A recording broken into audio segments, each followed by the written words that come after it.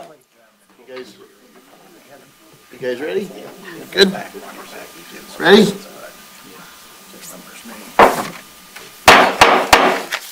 Good evening, board members and residents. I'd like to call to order our regular board meeting for Monday, January 26, 2026.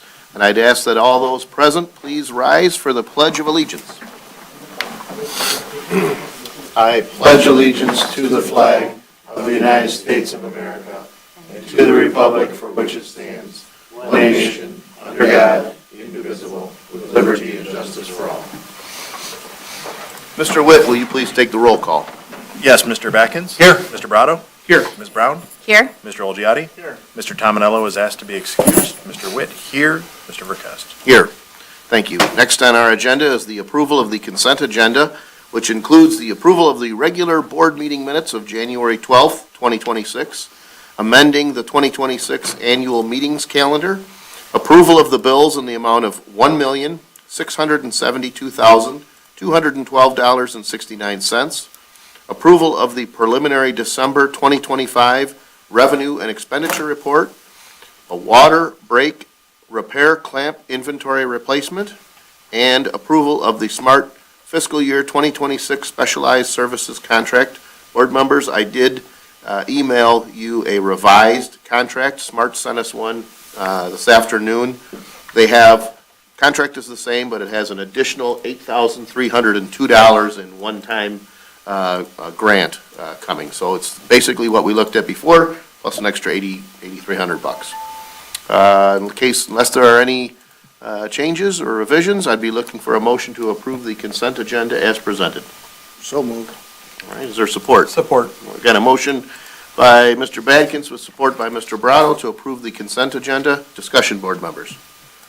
Hearing none and seeing no public comment, all those in favor, please signify by saying aye. Aye. Those opposed, motion carries. Thank you. Next is the approval of the regular agenda. Board members, I'm not aware of any revisions. If there are none, I'd be looking for a motion to approve the regular agenda as presented. So moved. All right, is there support?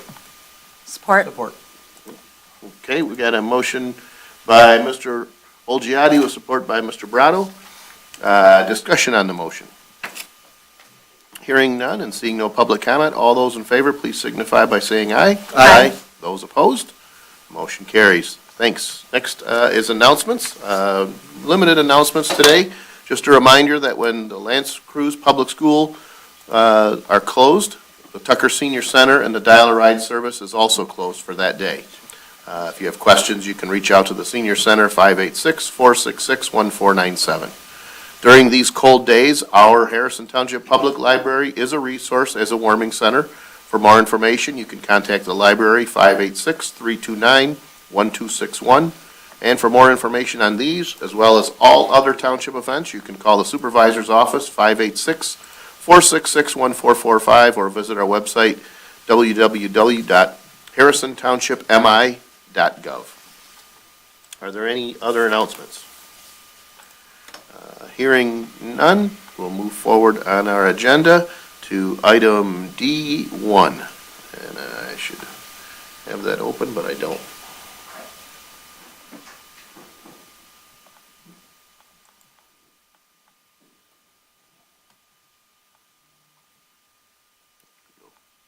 Okay, regarding demolition at 25974 South River Road. Board members, this property has been vacant since 2010. Multiple tickets to the district court have been issued since 2017 without resolution. The property is in violation of multiple housing laws for unsafe structures. In the board packet is circuit court documents that give us the ability to move forward with this. Ultimately, the recommendation is to award demolition contract. I believe the low bidder here was S.A. Torello for $17,800. There's $15,000 in an escrow account that'll offset some of that cost. And we have incurred about $5,000 in legal fees. Those, any costs that aren't recouped through the escrow account would be placed in form of a lien against the property. Any discussion, questions? I have a question. Yeah. Is the agenda item just a misprint on the estimated demolition fee? It is. Okay. Yep. Then I'll make a motion to approve the demolition to, S.A. Torello, Torello, in the amount of, 17,800. okay, good. All right, is there support? Is that 17,000, is that including the $5,000 in legal fees that were on there also? Should you? That's already, We've already approved that cost, Okay. so that's kind of, the legal fee is information. So, Yeah, that's fine. we believe that the most sound way to pursue condemnation and demolition is through circuit court. When a circuit court judge orders something that's pretty good, that's been our, the advice from our legal counsel. But we are able to place that in the form of a lien against the property. I just want to make sure he didn't have to add it into his. Nope, nope, so it isn't, at this point, we're really just awarding the demolition work, Okay. okay? Was that, support? Support, yes. Okay, all right. So I've got a motion by Mr. Badkins with support by Mr. Olgiati to award the demolition work for 25974 South River Road. Any discussion on the motion? Hearing none and seeing no public comment, all those in favor, please signify by saying aye. Aye. Those opposed?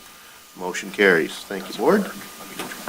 Next on the agenda is item E1 from our Planning and Zoning Department regarding conditional rezoning at parcel 17-12-21-103-012. Board members, the applicant came before the Planning Commission on January 15th, 2026 for a conditional rezoning request. The property in question is located near the corner of Jefferson Avenue and Metro Parkway with frontage directly off Metro Parkway.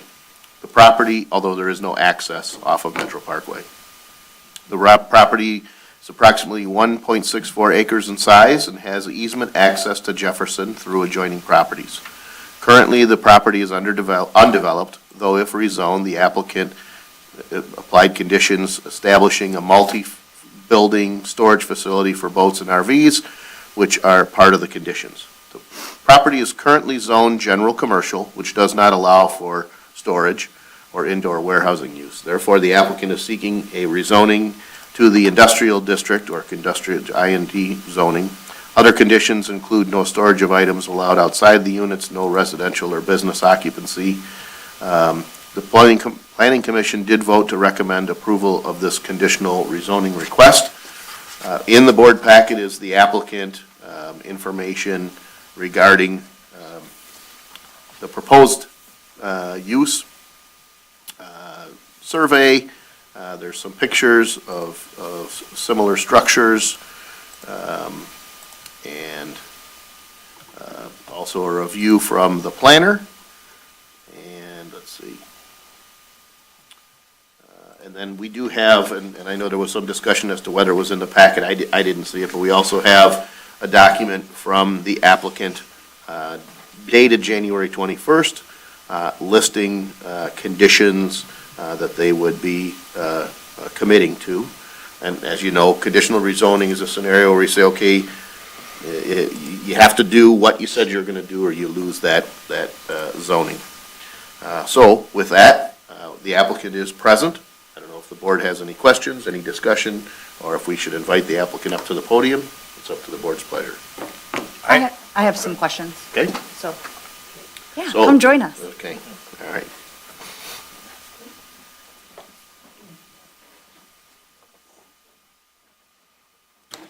Say my name. Yeah, you can introduce yourself. My name is Paul Egler. I live at 38546 Lakeshore Drive. And my wife Heather is with me, so. Okay. I just have a couple of quick questions. Okay. I'll just preface my questions with, I think that this is very fitting for the area, and I'm not necessarily opposed to it. I've never seen a business model of this sort where the storage units end up being sold individually and then it's an HOA. And that was the only thing that kind of concerned me a little bit because one, I had never seen it done like that. I don't know if you have any examples of places around that have, but also I just wanted to make sure, when you hear storage, you want to make sure that it's nice-looking storage, especially in the area that you're looking at, because Oh, I yeah. think, the gas station and car wash and the boat sales building that are there have done a great job at making sure that that corner looks good. So I have two questions for you. One, do you have any other facilities like this that you know of that I could just kind of like glance at or look up? Well, there's some pictures in the packet that are taken from elevations from a project in Petoskey. In Petoskey? And, Okay. and I've been kind of studying this thing for about 4 or 5 years now. And where I first got interested in doing this was from the collectibles in Petoskey. They are just beautiful buildings, and that's what I want to emulate. And there's several projects like this throughout the state. There's one in Waterford, which I'm dealing with the owner up there, getting information, and his buildings are also fairly beautiful. I mean, I think they are, but I definitely plan on doing very attractive exteriors. Because I live in that township and lived here all my life, and I plan on, I go by that area daily, and so I will make these things with high-quality materials, and it'll just be, Do you know, are there any that are around for Lake St. Clair? no, So and that's it'll be one of kind the, of- that's yeah, one of the things I first. think it makes this really attractive, because if you try to find indoor storage for your boat, RV, cars, whatever, there's a whole complex, which is, it's in Pontiac, it's called the M1 Concourse, and it's crazy to me what people spend, like $1 million to store their cars. Was there recently for a thing, and first time I ever been there, and I had driven past it, but never been in one of the units, and I was just, there for the event, but taking pictures of everything it was pretty darn phenomenal what people do with these things, so. So we could say the concept isn't new, but it is new to our immediate area. Right, yep, and I've been trying to find a parcel in Harrison Township that would work and fit, and we had 3 years ago, I had presented the same idea to the tech committee and on a different parcel, close, right on Jefferson near South River Road, and couldn't come to terms with the owner of that he wanted way too much for his piece of property, and it's not nearly as attractive of a location that this property is, so.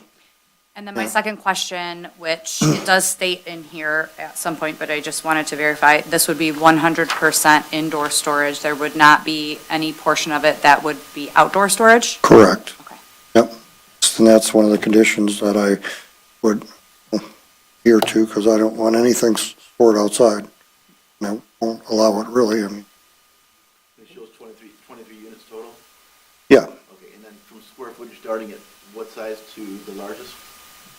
There's basically 4 sizes. There's 20 by 60, there's 20 by 40, there's 2 units that are 30 by 50, and then I think there's 5 units that are 25 Says by 25 50.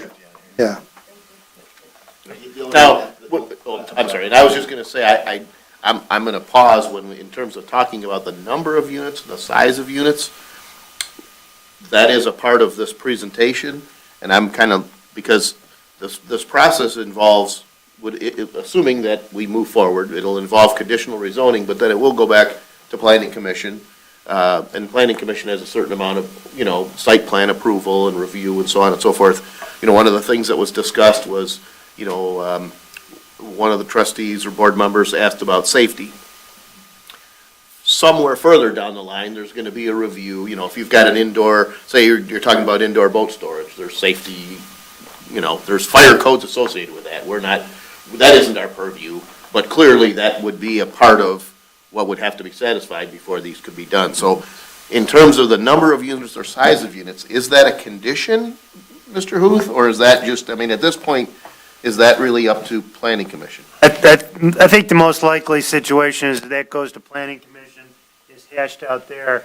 And the board should keep in mind that the final deal will be a contract that we'll draft with Mr. Hagler and bring back to the board for approval, that will set the terms of everything. So you'll see it again that way. Okay. That was another question I had. So we're discussing a conditional rezoning tonight then, with further discussion on the final planning commission decision. No.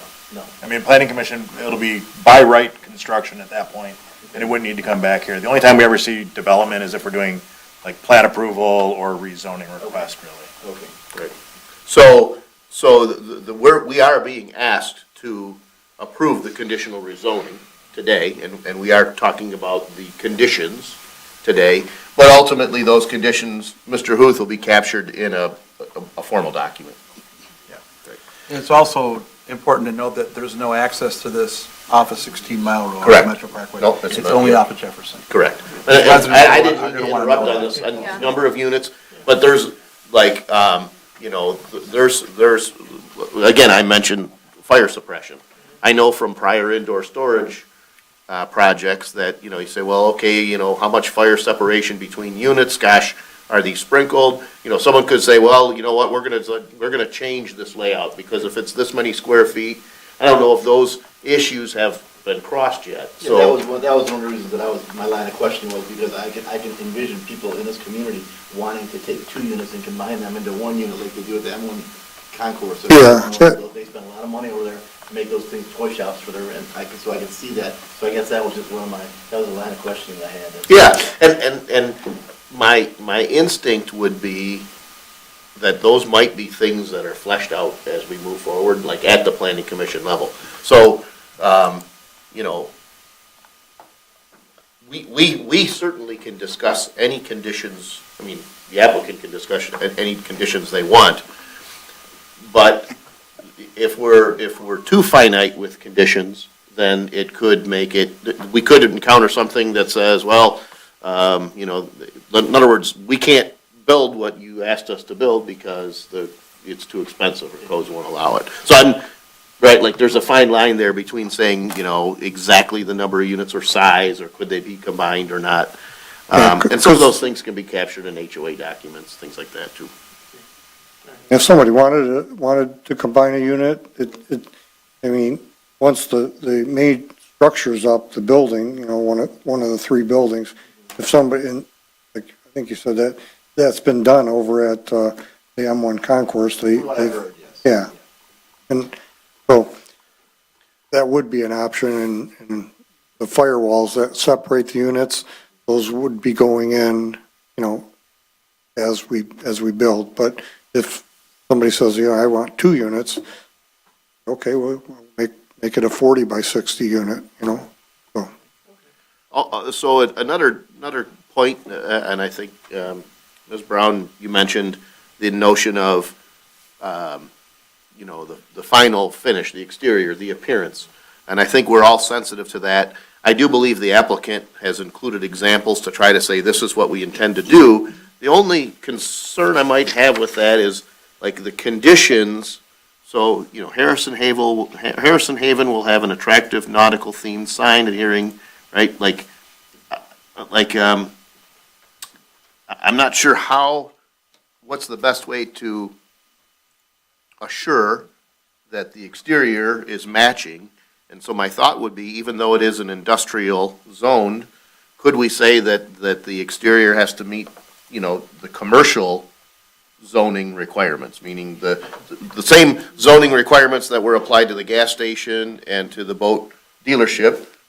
If we said, well, you gotta match that, like, I don't know how to say that, but is that reasonable to say it meets commercial zoning requirements? That is reasonable, and the planning commission is sometimes better geared to look at the specifics of those types of things. Correct. Your planner will be there. So if this board passes a motion with that intent, it will go back. The applicant will, of course, go to the drawing board and come up with what he thinks you mean, and our planner will take a look at it. Yeah, it's basically, I'm sorry. Well, I've talked to Brent a little bit, and, because I know I've worked with him before, and there are acceptable types of exterior sidings and finishes that are allowable in the industrial. So Well, and that's, I think the industrial and commercial are two different things. I think what we're saying is an acceptable exterior for an industrial zoning would be much more utilitarian, and an acceptable exterior finish for commercial zoning is, I think, what we're talking about, right? Like, what you can do in an industrial zone is a little bit less focused on appearance, but what you do with commercial zoning. So in other words, in essence, what I'm saying is I feel like a reasonable condition is to say that the building exterior needs to meet the commercial zoning exterior requirements, which in essence was what I see in your pictures, but I just want to clarify that, in other words, we're not going to meet industrial exterior finish, we want to meet commercial zoning exterior finish. I don't, We're looking for more of what we have in a DDA designation area. Well, or it's just. just commercial. think of, there's the, like next door when they built the boat sale, they had to do cement fiberboard to a certain extent, and then they had to do a certain amount, had to be stone or some other accent Correct. material. Right. There's rules that define it. They're not finite, but in other words, when planning commission is reviewing this site plan, they should be saying, does this look like an industrial building? No, we don't want, that isn't the standard we're looking to meet. We're looking to meet the standard for the general commercial in terms of an exterior finish. And to me, I think that's a reasonable condition to apply that would ensure that you should meet the same standard that the gas station and the boat dealership had to meet. Yeah, you're welcome to come. Heather Agler, same address. So what, I just want to make sure I'm clear on what I hear you saying. Like the industrial buildings would be, for example, the pole barn finish, I don't know what it's called. Just like a metal Metal, the metal Yeah. siding stuff and a metal roof or whatever, and you throw on a door. Right. Versus the commercial, which might be regular, nice vertical siding with a stone facade or brick or whatever around the bottom and Correct. a little Yeah, roof. right. Okay, Yep. which is what we're, Which is what I interpret that you guys are Proposing. Yeah, intending. okay. I just feel like it should be, it's a reasonable condition to say. right, it that- would clear. Yeah, One of the I don't know what the conditions are of the general commercial and what type of sidings are allowed or, required. Your pictures would meet, I mean, Well- the pictures that I see, the photographs. You're probably about to find out. There seemed. Yeah, well, and photographs I don't know that I want to agree to something that I don't know anything about. Because if, I've got an idea of what I want to do and. Yeah, and so Okay. like basically the difference is it requires 75% of the front facade to be cement fiberboard. As opposed- I personally, I was in the supply business. No, I know, For 40 years, and I don't like that product, and I don't, if I don't have to use it, I don't want to use it, because I just don't think it performs over time, but. Yeah, and I don't think we're talking about the entire exterior of the Yeah. building, but I think we're talking about like, there's a certain part of, like pulling in here and facing the garage doors is one view. But driving down Metro Parkway, what do I see from Metro Parkway? Right? Mm-hmm. What does this look like? Is it in harmony with the others? I think to me, that's where the concern would be. No, I mean, I plan on making these things real similar to the pictures that I provided, because that's of the projects. There's a project in Waterford that the gentleman, Ed, I've been working with him a little bit to get information on this, and he used like he told me, he used a high-end, he did one building with a low-end, like siding, metal siding, and he wasn't really pleased and happy with that, so he used a higher-end metal siding, and he said it just turned out way better, and way nicer. And I've been to his buildings, and I've got pictures of those, if at some point we need to submit that, but Yeah. if that type of siding's not allowed in the general commercial, I don't know what I have to figure out what is allowed in that, so. Yeah, and and again, looking at the pictures that you provided, you know, I'm seeing architectural features. I mean, that's one, I'm not saying that that's what you should do. I'm not in a position to say that. Yeah. What we don't want is we don't want this to look like an industrial building, right? And we're getting into something that's fine. I'm supportive of this idea. I think there's a demand for it. So I think it's a good use of a parcel of land that probably otherwise is limited in its commercial value just based on geography. This is a use where there's buyers before you even start breaking ground, I think. And I've got a couple people Yeah, I that are believe it. ready to Right. jump in, so. And so I like the Plus. idea, I just don't want to be in a scenario whereby when we're completed, that we say, gosh, we wish we would have applied a certain standard. I don't know that I want to get into the exterior finish and say what is or isn't allowed. I'm just trying to figure out a way to satisfy that so that we don't have regrets later, or we don't find ourselves at odds. I don't know if I have to tie you to the exact material because I'm not a builder, but I also recognize that if we don't talk about it now and people say, well, this is no good, well, then we had our one shot and, next time we're going to say no to the next applicant because it didn't work out. So I don't know how to define that or how to put that point on it.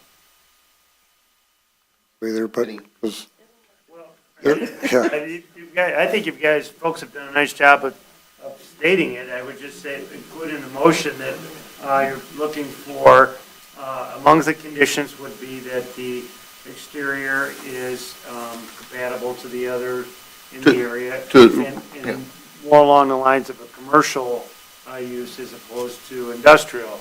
I heard the applicant say I don't want to be agreeing to something, I'm not sure what it is.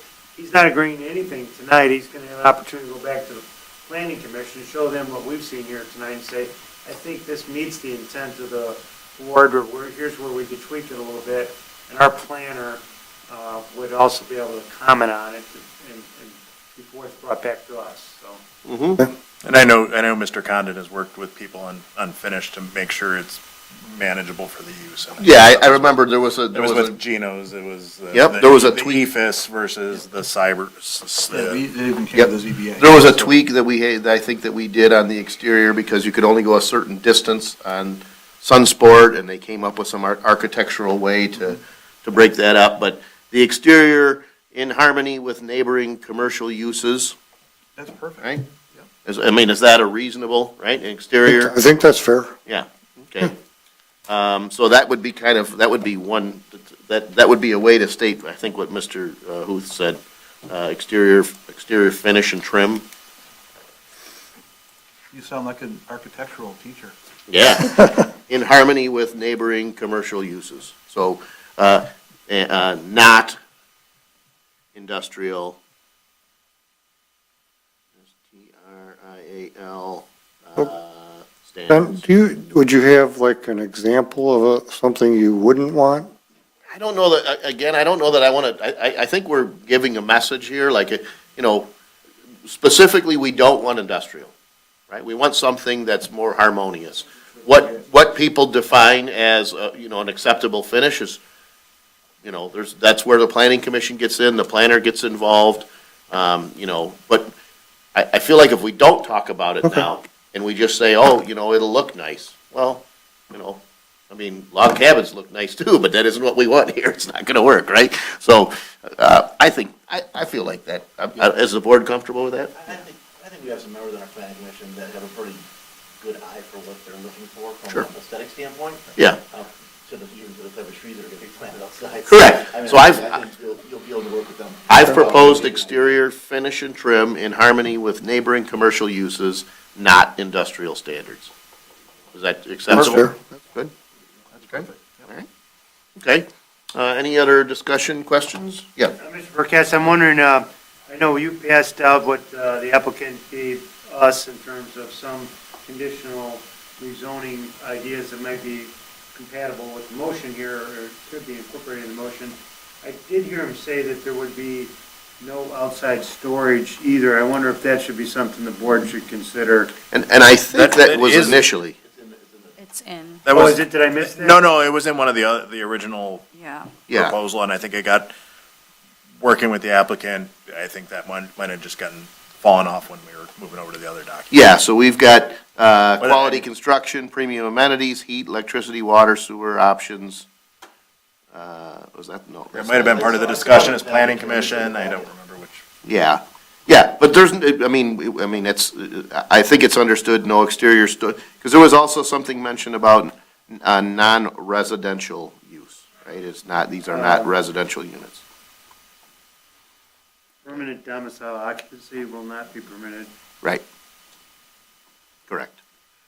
Thought that was a fancier, she thought that was a fancy way to say it, so, that's why we said it that way. All right. Any other questions for the applicant, discussion, or is there potentially a motion? I will make a motion to approve the conditional rezoning, adding based on the applicant's offer, including the exterior finishes in harmony with the neighbors, commercial uses, not industrial standards. All right. I'll support that. All right, we've got a motion by Mr. Witt, with support by Mr. Brado. So we had a fair amount of discussion. Is there further discussion, board? If not, we'll open up the floor for public comment.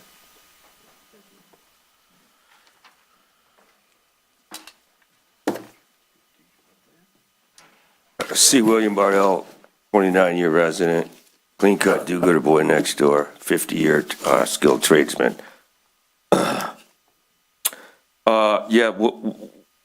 The thing about a conditional rezoning is indeed, you would have to give something back to the community. So asking for a general commercial facade is not something that's out of the question. You don't want an industrial look. Because remember, you're rezoning from a general commercial to industrial. You definitely don't want it to look industrial. You want it to at least look as good as the gas station. You know, you want when you're driving down 16 Mile Metro Parkway, you want it to look really nice. The one thing I'm afraid about these storage units, and I'll call them storage units, is I sure hope that whole area doesn't turn into these things. I'll say that. I just put it out there. The other thing I want to say is the applicant at the planning commission did say something about renting them out. So we got to make sure that that doesn't happen, that these are owners actually buy these. Okay? And what I wanted originally was for these conceptual drawings to be part of the conditional rezoning, so we have something to go by. Because as you could see, the applicant was buffooned when you said you didn't want industrial. So we're gonna have to keep an eye on them. I'm catching a lot of things. I mean, I'm not that young, so I catch a lot of stuff. So we got to watch that. We got to make sure that these are not rented out, and we got to really sharpen our pencils and make sure that these do not have an industrial look. And we have to watch all that stuff. And we certainly don't want all the storage units, after this gets done, that whole area being storage units, because that's exactly what we don't want. And another little tidbit for you, just because there's not access to that area from Jefferson or Metropolitan Parkway doesn't mean you can't put single-family homes in there. Just saying, I mean, I'm sure the gas station owner could, if he wanted to, as he's given access to this property for single-family homes. Just putting it out there. But what I want to say is, we could have held out for those drawings, those conceptual design and those drawings before we okayed this. I'm just letting you know. So, having this general commercial go to industrial and having a general commercial facade is not something that is totally out of this world. That's very reasonable for the applicant. So he's very, very, very lucky that he didn't have to submit actual real drawings of real designs and landscaping in the whole 9 yards. You got away with a lot. So thank you for listening and good luck. Thank you. Seeing no other public comment, we'll close the floor for public comment. Any further board comment, board members? Well, I don't believe this is the final, right? I mean, he's got to submit plans, and he's got to submit, Yeah, he's got to do all the legwork that everybody that goes to the planning commission has to do. Right. So this is not like he's getting off easy.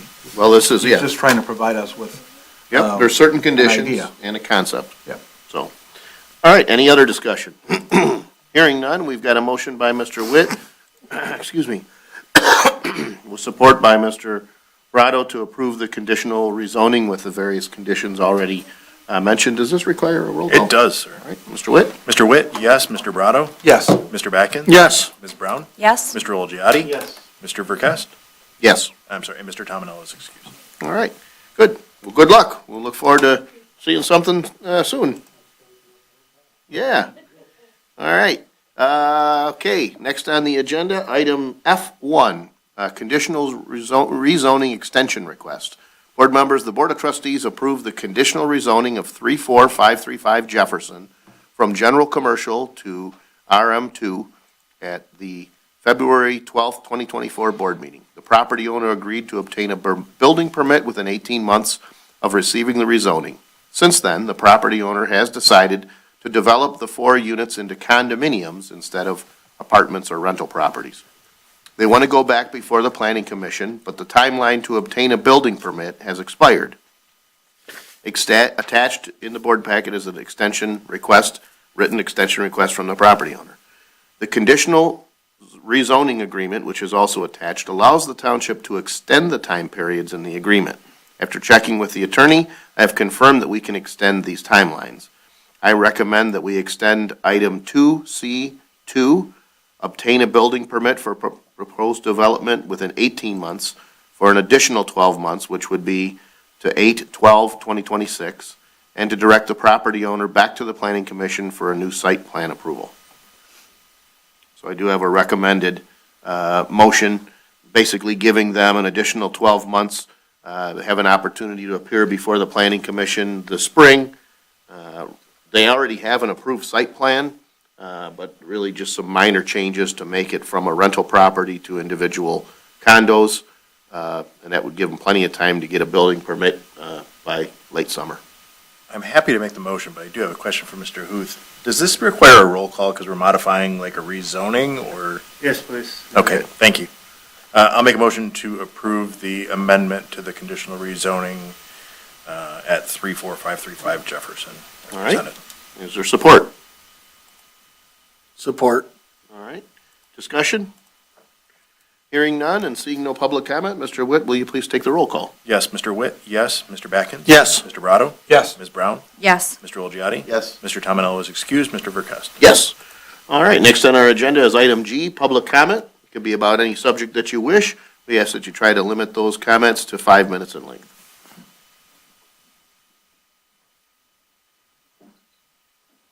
C. William Bardell, 29-year resident, clean cut, do-gooder boy next door, clean up, fix up, people helping people. I just want to remind everyone, please check out Save Lake St. Clair on Facebook. There's a little bit of reading material for you to read and stay up to date on everything that's going on. And everybody be safe out there on the ice. Thank you so much for listening. Thank you. Seeing no other public comment, we'll close the floor for public comment. Any further board comment? Hearing none, I'd be looking for a motion to adjourn. So move. All right, is there support? Support. All right, got a motion with support to adjourn. All those in favor say aye. Aye. Those opposed? Motion carries, meeting adjourned. Thank you, board.